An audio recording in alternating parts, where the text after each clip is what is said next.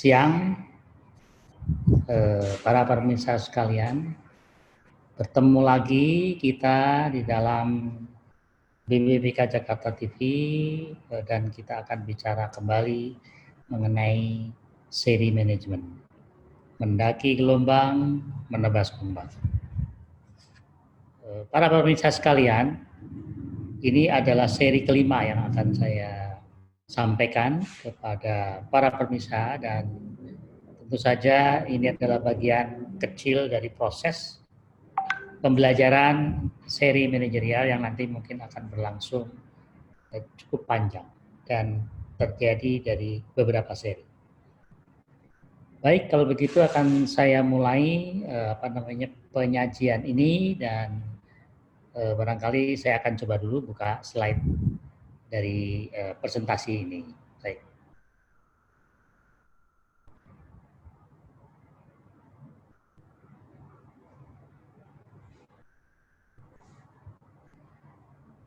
Bapak Ibu sekalian, kita akan mulai dan ini sedikit refleksi dari presentasi-presentasi sebelumnya, yaitu bagaimana kita mengadakan perubahan di sebuah organisasi.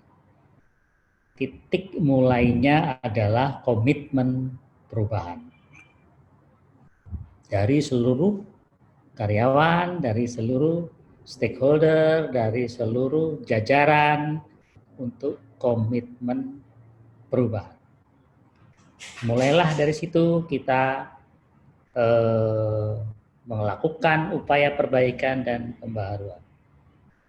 Dan keterlibatan, kebersamaan, dukungan dari semua pihak pada lingkaran kecil diperlukan.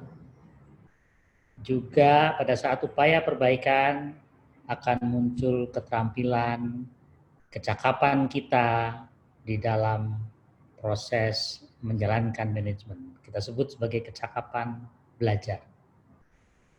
Dari situ muncullah pribadi-pribadi yang tumbuh sehingga akan menjadi sebuah keterampilan bersama yang akan membuat organisasi itu lebih berhasil. Jadi pada lingkaran yang luar, apabila semua dukungan bisa dikumpulkan baik dari individu maupun kelompok-kelompok, maka keberhasilan organisasi. Dan itu nanti komitmen perubahan harus tetap terjadi di dalam proses perubahan organisasi. Nah, pertanyaannya, apabila lingkaran itu sudah terjadi, bagaimana continuing atau keberlangsungan dari perubahan itu? Ada kasus atau ada organisasi yang di depan bagus tetapi akhirnya tidak berlanjut, tidak bisa membuat kesinambungan yang konsisten. Sehingga pertanyaannya adalah mengapa dia tidak berlanjut? Itu banyak terjadi. Mungkin ini akan saya jelaskan satu jenis dari sebuah situasi yang membuat organisasi berubah itu tidak berlanjut. Oke, baik. Saya akan mulai. Pertama, di dalam sebuah organisasi itu dibutuhkan rasa aman bagi anggotanya, rasa nyaman, dan harus percaya kepada organisasi tersebut.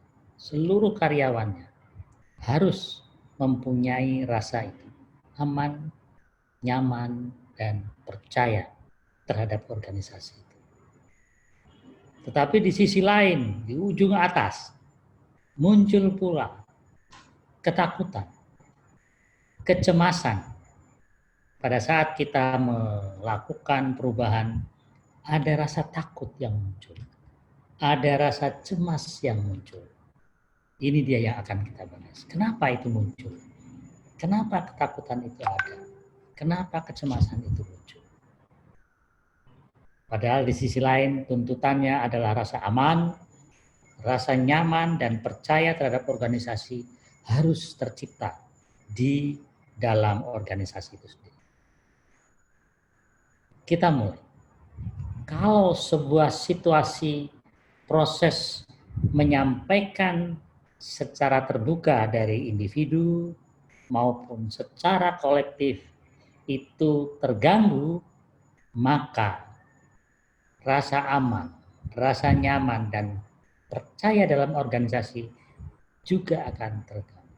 Jadi faktor bagaimana setiap anggota bisa menyampaikan sesuatu secara terbuka, baik itu individu atau maupun dalam tim, itu menjadi sangat perlu.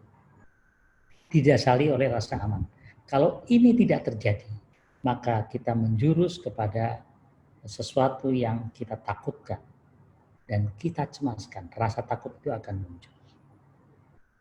Berikutnya, kalau proses kita mengemukakan itu tidak terbuka, tidak sampai terbuka, maka itulah hambatan yang akan terjadi. Hambatan di dalam keterbukaan. Berarti konsep rasa aman, nyaman, dan percaya terhadap organisasi tidak terjadi. Inilah yang menyebabkan rasa takut dan rasa cemas.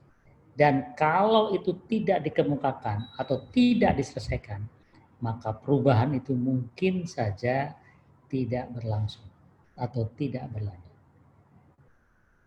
Nah, apa sekarang yang harus kita lakukan apabila rasa takut dan rasa cemas itu muncul, di mana itu merupakan situasi yang bisa kita baca sebagai rasa aman, rasa nyaman, dan percaya terhadap organisasi mulai terganggu, sehingga kita tidak terbuka di dalam mengemukakan sesuatu hal, baik itu masalah ataupun solusi, maka suasana organisasi bisa jadi perubahan yang sudah diciptakan di dalam siklus yang kiri tidak berlanjut. Apa yang harus kita lakukan? Yang harus kita lakukan adalah kita harus melakukan komitmen perubahan lagi yang baru. Berkali-kali kita harus hadirkan komitmen perubahan agar semua anggota organisasi itu tidak takut dan tidak cemas di dalam menjalankan proses perubahan. Kemudian dari komitmen perubahan yang baru kembali, yang kita segarkan kembali, maka kita lakukan siklus kecil lagi. Jadi upaya perbaikan dan pembaruan, kreativitas, inovasi yang melibatkan kebersamaan dan dukungan dari seluruh unsur di dalam organisasi, maka kita berharap organisasi itu bisa kembali lagi berputar untuk perubahan itu. Sehingga dengan demikian, maka kita mencoba memotong atau menghapuskan rasa takut dan cemas yang muncul pada anggota organisasi. Nah, jadi untuk kita mengurangi atau menghapus hambatan di dalam keterbukaan, maka dari proses keterampilan kita melakukan komitmen perubahan, melakukan upaya perubahan, melakukan inovasi dan kreativitas dari kecakapan belajar itu, maka kita upayakan harus mencapai pada tingkat keterbukaan sampai kepada tingkat bebas berpendapat. Kalau itu sudah terjadi di dalam organisasi, maka hambatan di dalam keterbukaan menjadi hilang. Dan takut, cemas, situasi ini dapat juga dihilangkan. Sehingga rasa aman, nyaman, dan percaya terhadap organisasi akan terus tercipta di dalam organisasi.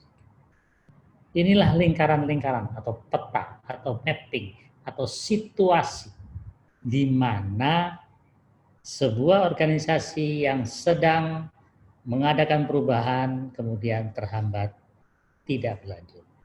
Jadi sekali lagi yang kita ciptakan adalah rasa aman bagi semua anggotanya. Rasa nyaman bagi semua anggotanya.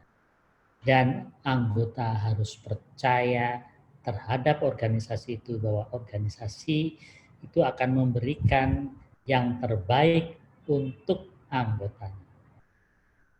Dari konsep ini, aliran ini, maka rasa takut dan rasa cemas menjadi hilang, sehingga pada saat kita mengadakan siklus perubahan di sebelah kiri, kita tidak mengalami hambatan. Baik, saya kira itu dari saya sepintas. Dan semoga organisasi yang sedang kita bangun untuk perubahan yang sangat cepat di dalam era ini membuat kita lebih terampil. Karena situasi rasa aman, nyaman, dan percaya terhadap organisasi selalu bisa kita ciptakan. Baik, sampai bertemu lagi di dalam seri berikutnya, dalam seri manajemen.